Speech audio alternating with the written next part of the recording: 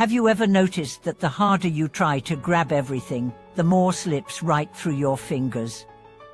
Have you ever been in a crucial moment where the more force you used, the more tangled things became, and in the end you missed the simplest, most natural solution?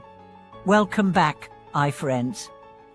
I'm so glad to see you here again. Today, we are going to talk about a philosophy that may sound gentle on the surface but is razor sharp in its results, a way of living that blends softness with precision, flexibility with boundaries.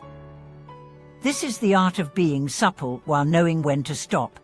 It is not about weakness, nor about running away from challenge. True softness is not about surrendering, it's about aligning with the current of things, borrowing momentum, conserving energy, and applying it exactly where it counts. True knowing when to stop is not about hesitation, it's about recognizing edges, sensing timing, and respecting the natural rhythm of life so your actions land with maximum impact.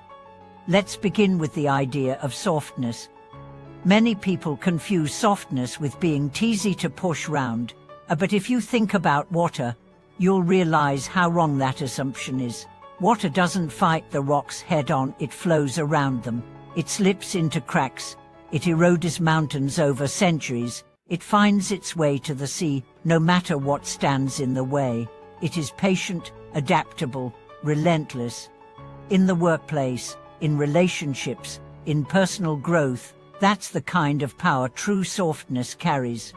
I knew a young woman named Claire who worked in a high-pressure sales environment. Her supervisor was known for shooting down proposals with a harsh tone.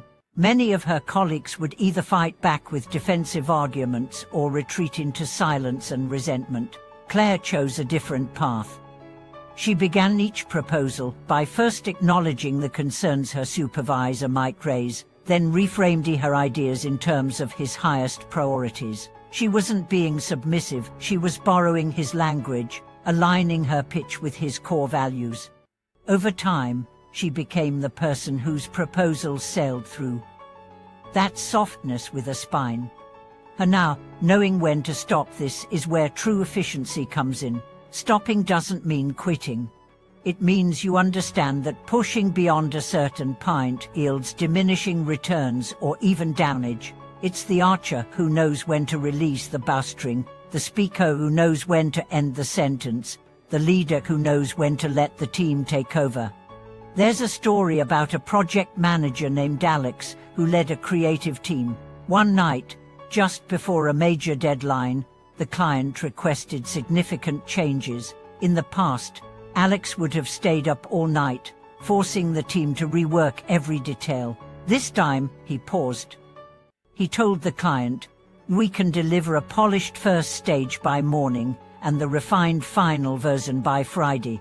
By stopping the reflex to rush into overdrive, he preserved the team's focus and quality and earned the client's respect for his clarity. Softness and knowing when to stop are deeply connected to another principle: emptiness is not nothingness. To see the full picture, you need to recognize the space between things, the pauses between actions. Many people fear emptiness, thinking it means lack of direction or loss of momentum.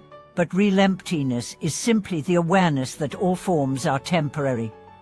It gives you room to maneuver. Imagine being criticized in a meeting. If you mistake that moment for a permanent definition of yourself, you'll feel attacked and shut down.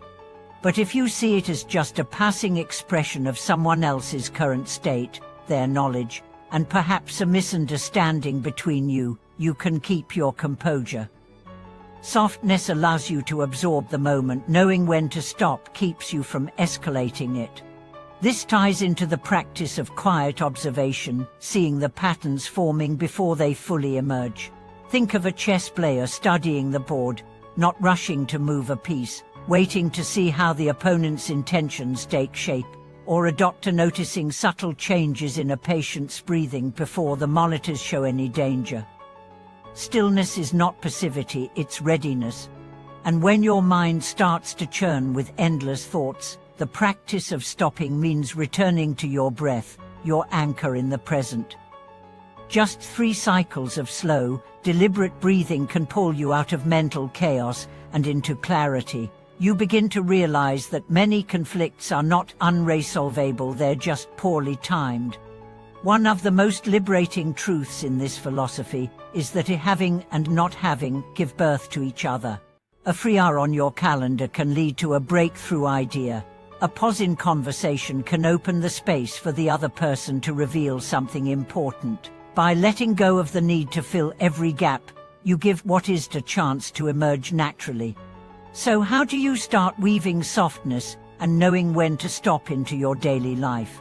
Begin by noticing where you habitually push too hard or hold on too long. Ask yourself, if I applied less force here, what would happen? And when you sense you're crossing into the territory of diminishing returns, experiment with pausing. Over time, you'll discover that this way of living doesn't make you less effective, it makes you more precise, more trusted, and far less drained. My friends, the world doesn't reward those who burn themselves out trying to outshout the noise. It rewards those who can hear the music beneath it and step in exactly on beat. Thank you for watching this video. If this conversation helped you see the strength in softness, I'd love for you to share it, subscribe, and join me next time as we explore more ways to live with both clarity and power.